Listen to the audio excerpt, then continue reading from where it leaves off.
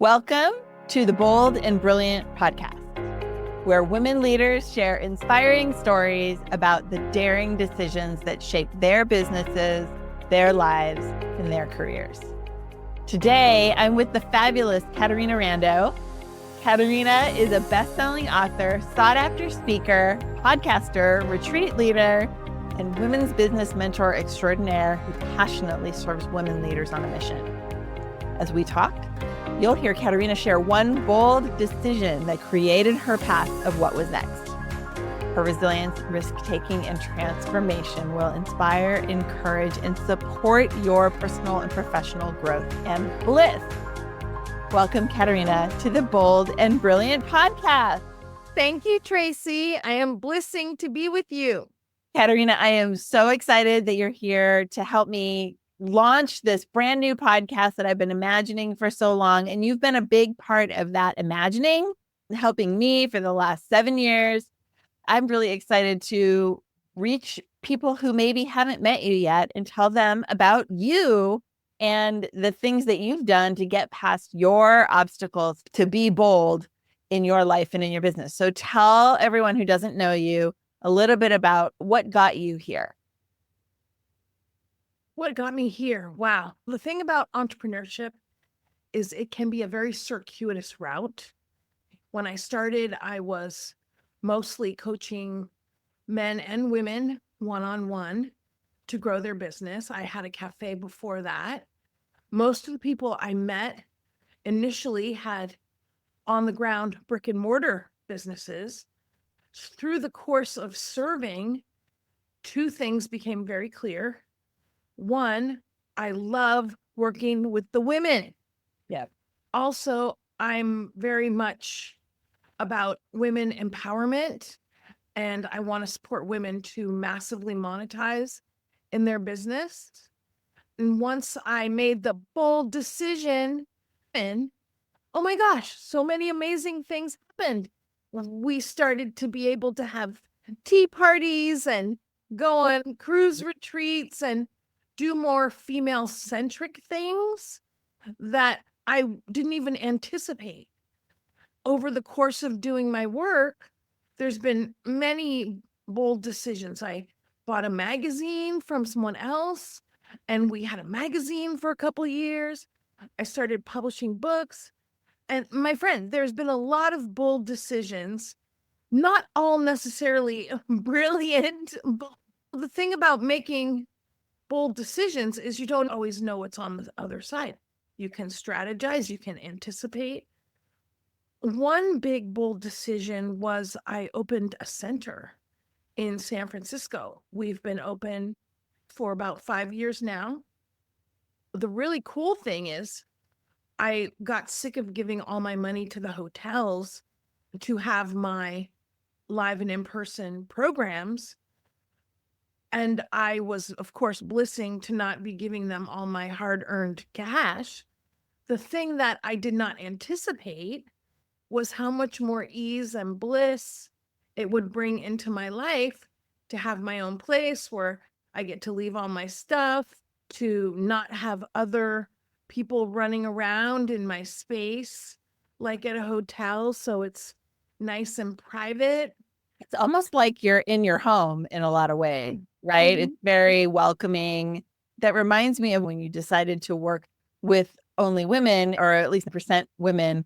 One of the things about being an entrepreneur is you don't realize how much you have to know about your own marketing and your own decision-making around what you're doing so that you can talk about what you're doing and attract those people. So that when you said I changed from supporting men and women to only women, it all started to make sense. I think there's a lot of entrepreneurs that can relate to that change, that decision to, quote, cut out people, half the population, and actually grow your business instead. And let me say, Tracie, I had a lovely conversation today with a gal who is in that same conundrum, not about men and women, but about corporate and entrepreneur. The concern is always, if I don't be for everybody, then I'm going to lose potential business. And yes, Mary Jane and Sheila, if they're who you're not working with, they won't be a yes for you. The thing is, though, what we want is people to say, oh, she's for me. Mhm. She's a great match for me. And the more we get clear about who we're called to serve, it doesn't actually eliminate people. It actually makes your people show up more. And then you can get very specific in all aspects of your business to just serve the people you're called to serve, resonate with you because you're talking to them. Everything you do is created for them. Imagine as a potential client or someone who's looking for some sort of support, would you rather work with someone where you say, oh, that sounds like it's for me?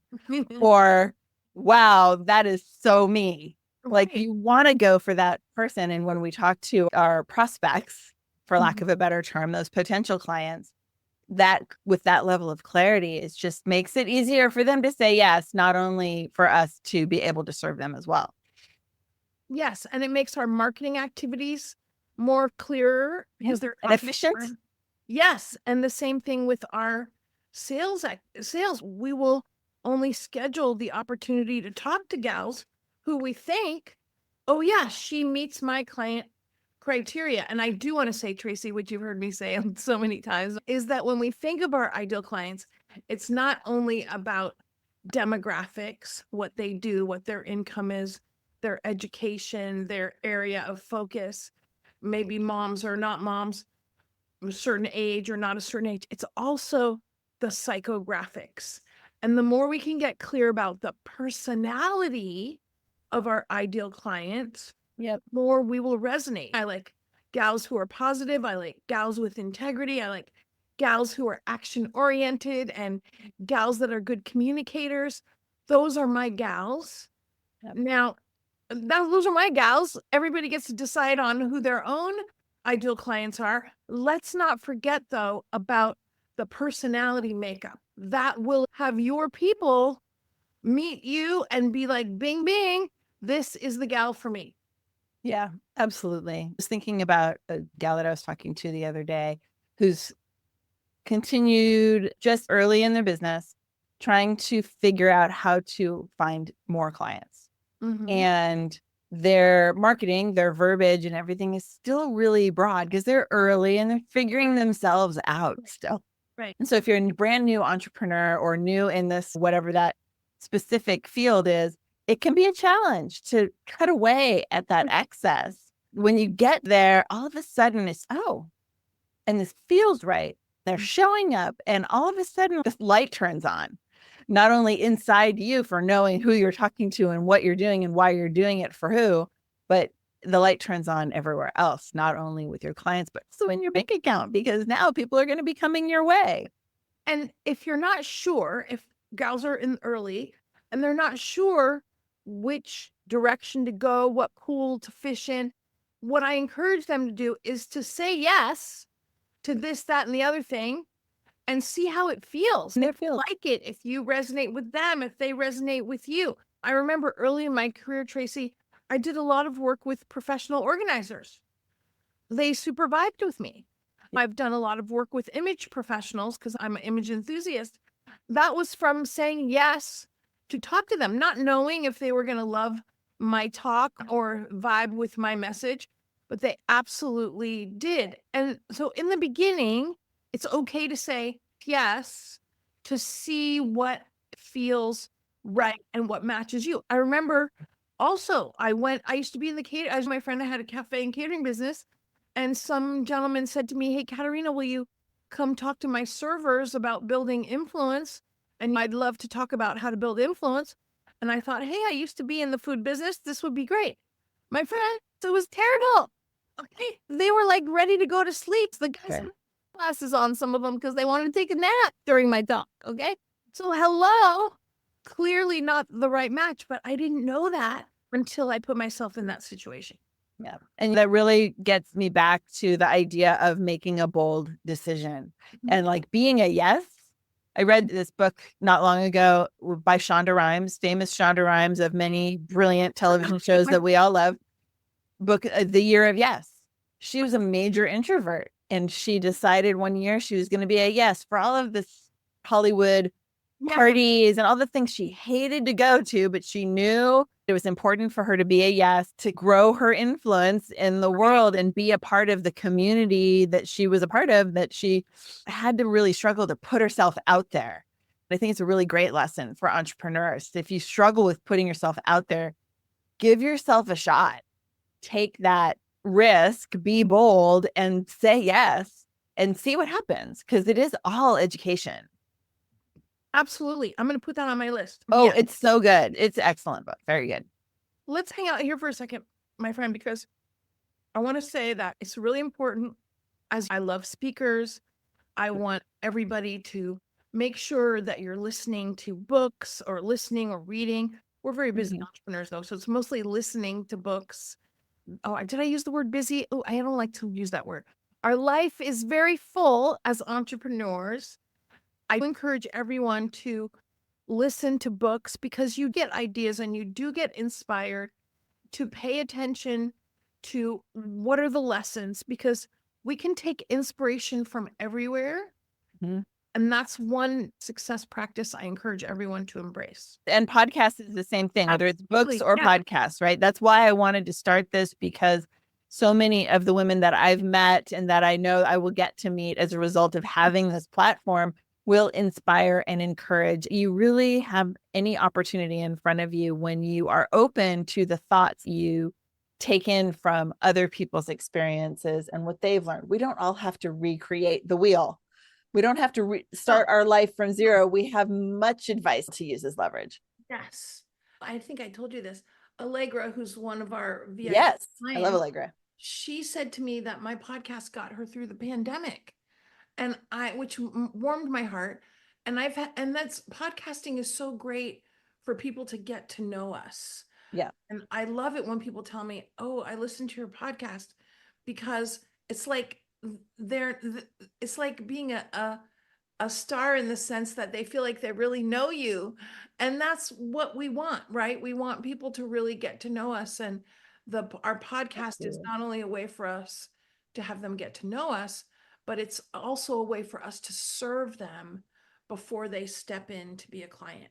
Yeah, absolutely. And I definitely have lots. I mean, you've started your podcast within the last 7 years that I've already known you. So I already knew you, but there's lots of people out there who I've never met listening to their podcasts, who are, famous in the entrepreneurship, self-help, whatever world, who I feel like I know them. Like we totally would be best friends if we actually met in person, because we are like, aligned. Yes. And I think that, it's a great way to really, do you like, the question that's coming to my mind is, these people that we have never met, I still call them my mentors.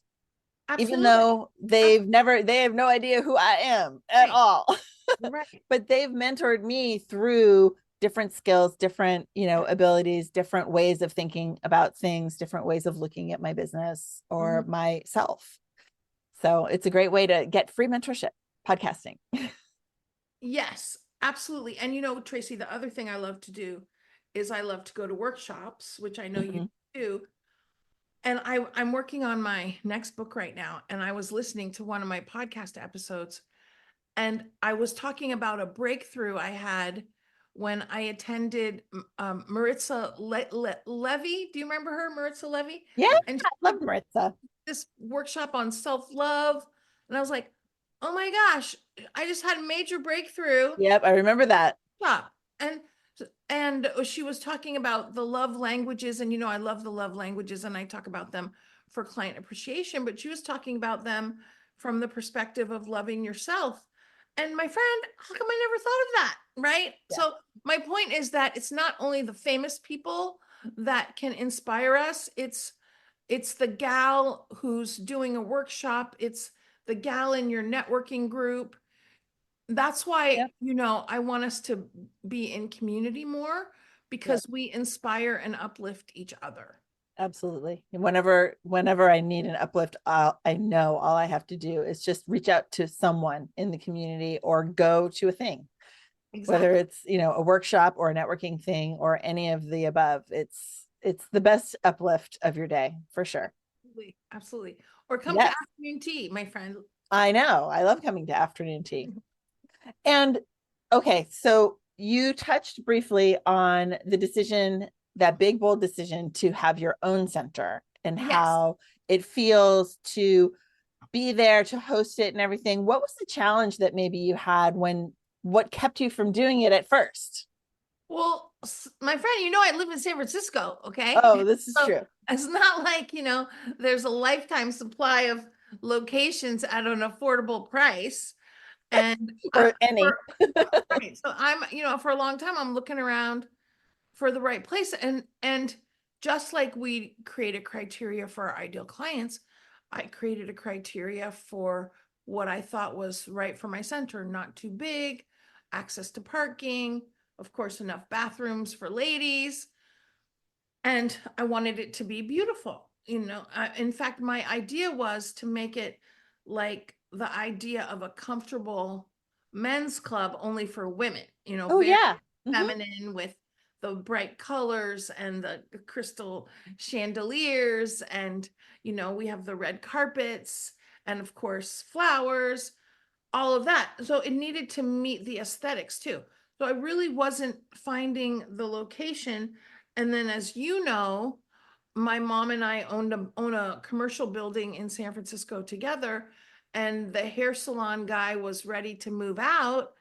And even though it wasn't the ideal space in my head at the moment, I was like, well, it's the opportunity presenting Could it itself. work? So, Yeah. right, because sometimes it's not, is it right or is it wrong? It's how can I make it right? Mm-hmm.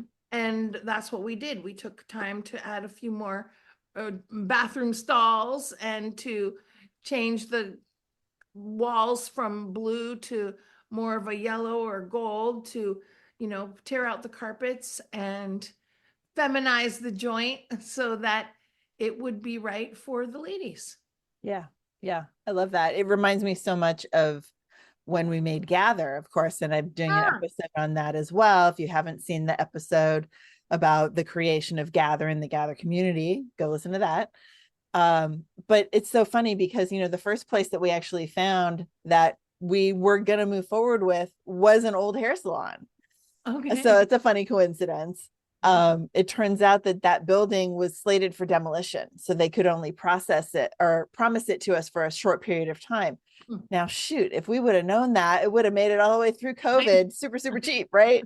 But we didn't know that COVID was going to happen. So what do you do? So I found a different place that, was the same idea, right? We had the criteria. We needed to have access to the bathrooms, and what are we going to do for water, and how much space is it, and how many people can it hold, and where's the parking, and all of those things. So yeah, I love that. And, you did your center before I did mine.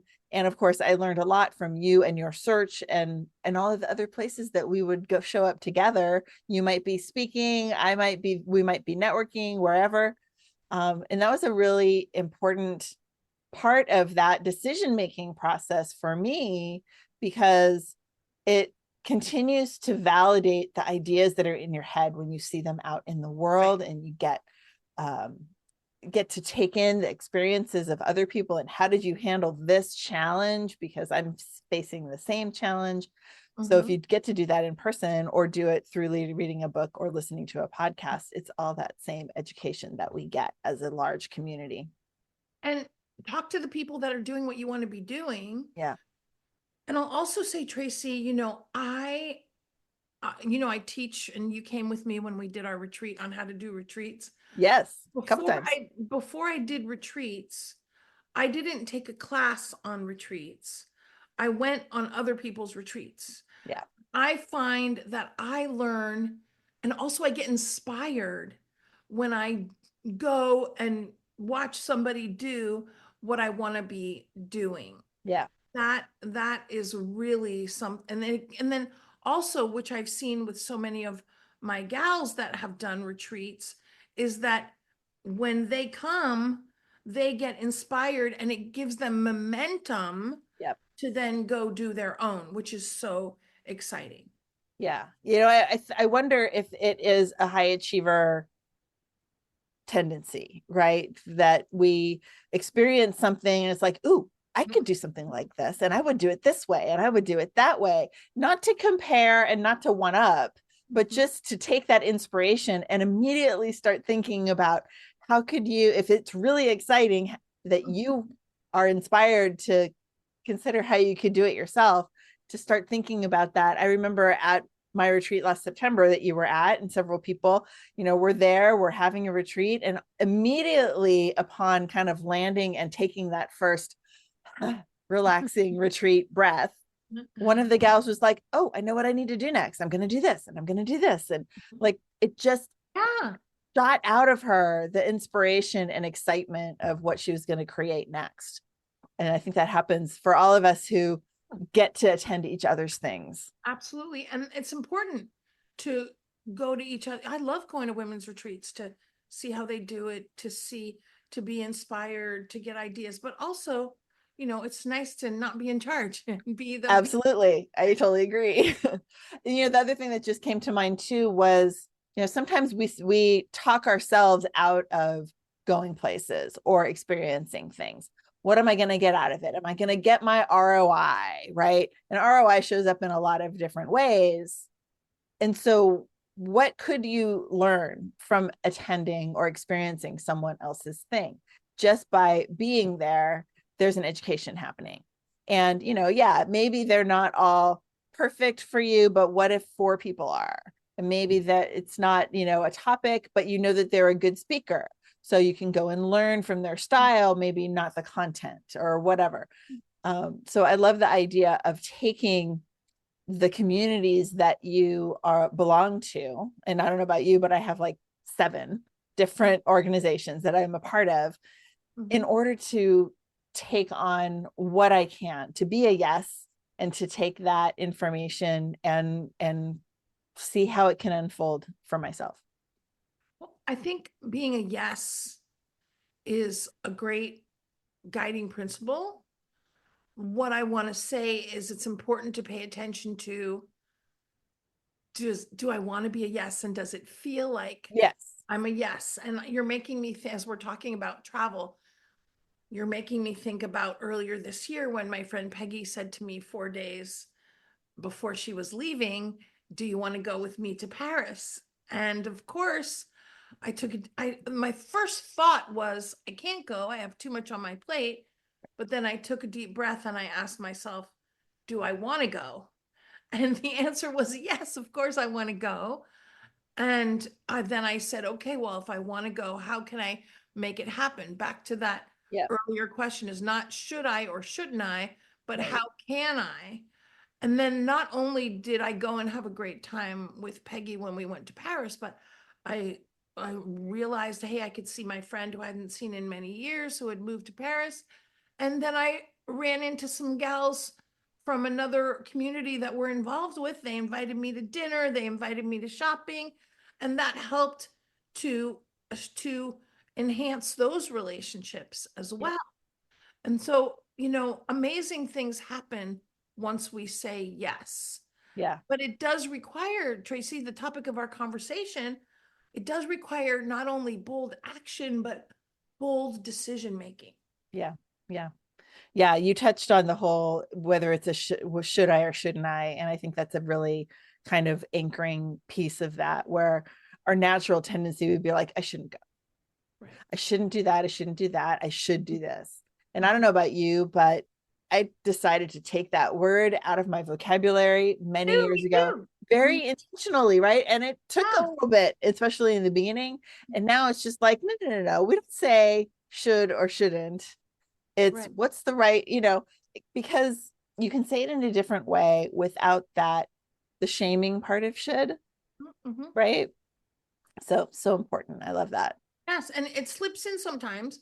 As a guiding principle, it's very good to pay attention to when we're shoulding ourselves, because there is another way.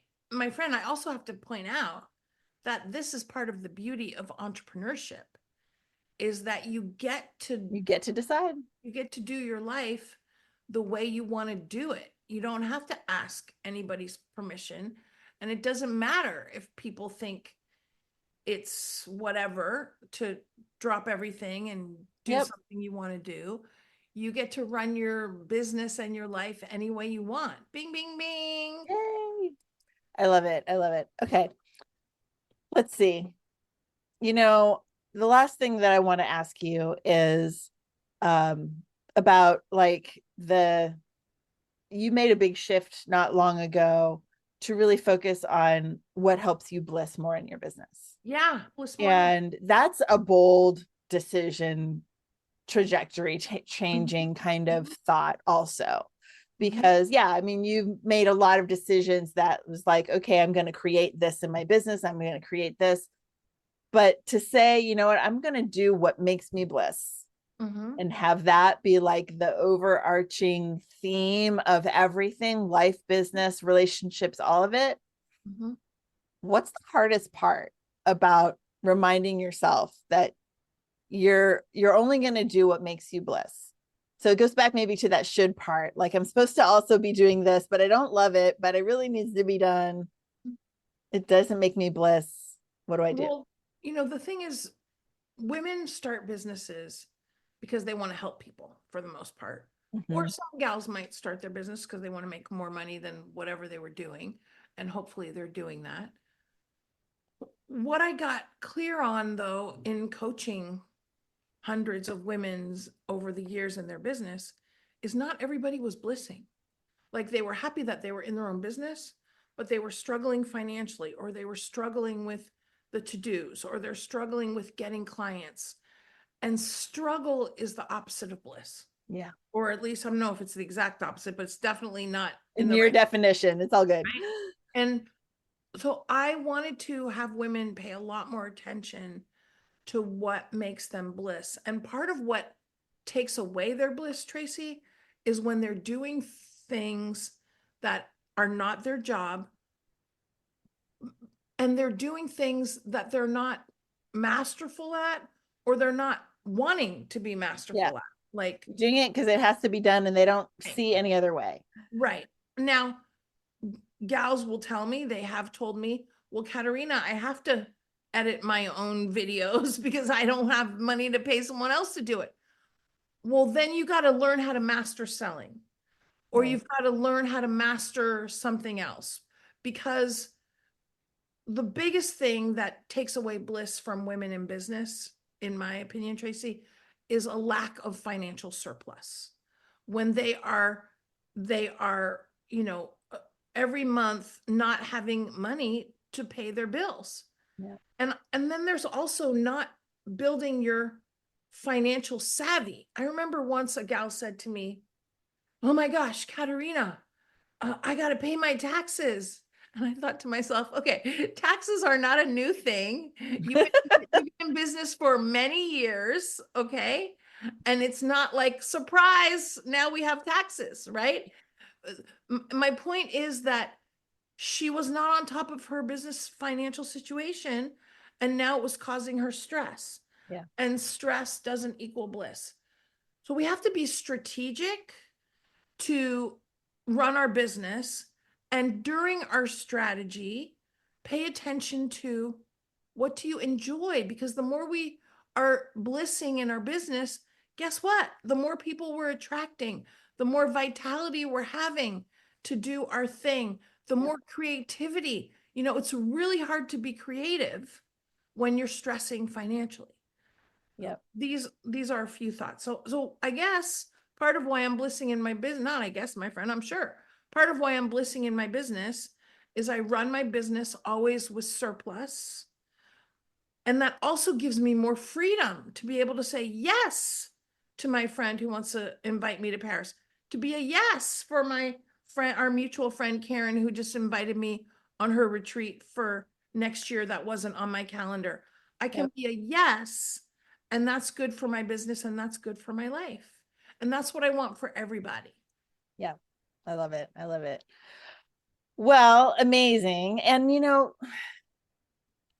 I think that that's a great way to end, because ultimately that's the whole reason why this podcast exists, why my business exists, why your business exists, why we exist as humans, is because we want everyone around us to be happy and to enjoy their lives And not in the sense of, oh, I have things or whatever, but that the decisions that you make serve you. They're not because you have to or because someone else needs something, but because you're choosing the path that you're going down. And that's that bold decision that we make all the time. I have a list of 20 that I just came up with off the top of my head for episodes for this podcast, because every day we're making bold decisions that uplift ourselves, our families, our businesses, our communities, the planet.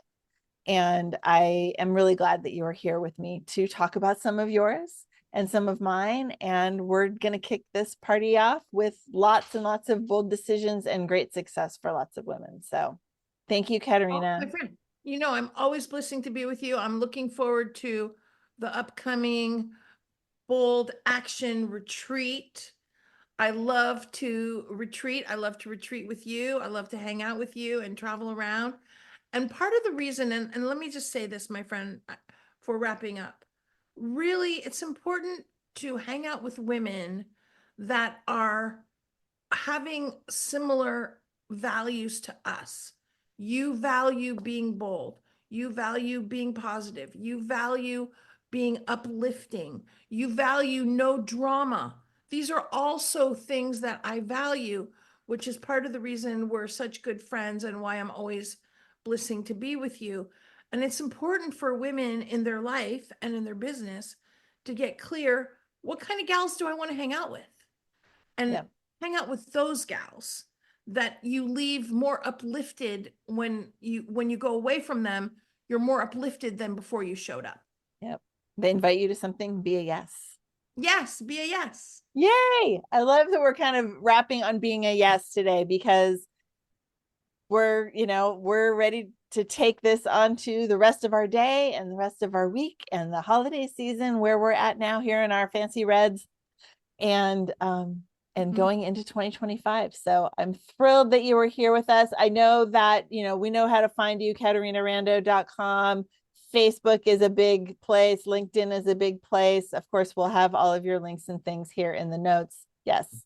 Okay, great. And everybody, CaterinaRando.com/links, lots of free business building resources, information about my next free workshop. I would love to meet any gals. Tracie, any friend of yours is a friend of mine. Same here. Okay. I love it. Thank you so much, my friend.